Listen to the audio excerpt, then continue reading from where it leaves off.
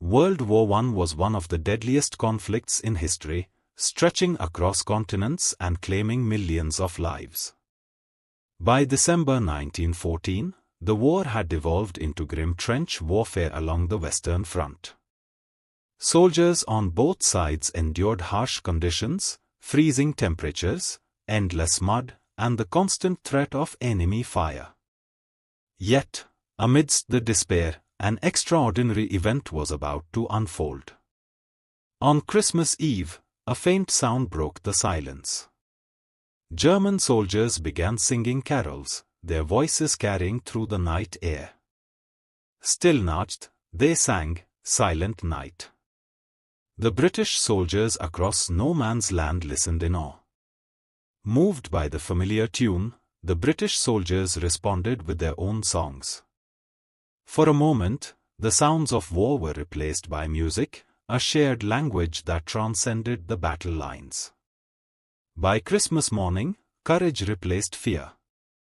Soldiers began emerging from their trenches, meeting in the middle of no man's land, a place that had been a killing ground just the day before.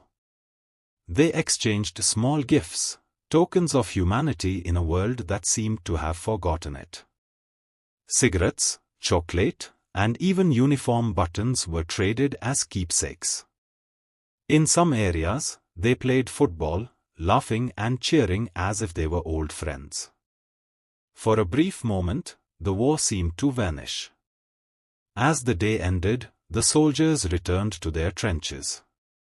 The war resumed, but the memory of that day stayed with them, a reminder of the humanity they shared. The Christmas Truce of 1914 was a brief, unsanctioned ceasefire, a moment of peace amidst the horrors of war. It showed that even in the darkest times, the light of humanity could still shine. Let this story remind us that compassion and understanding can bridge even the deepest divides. Peace is always possible.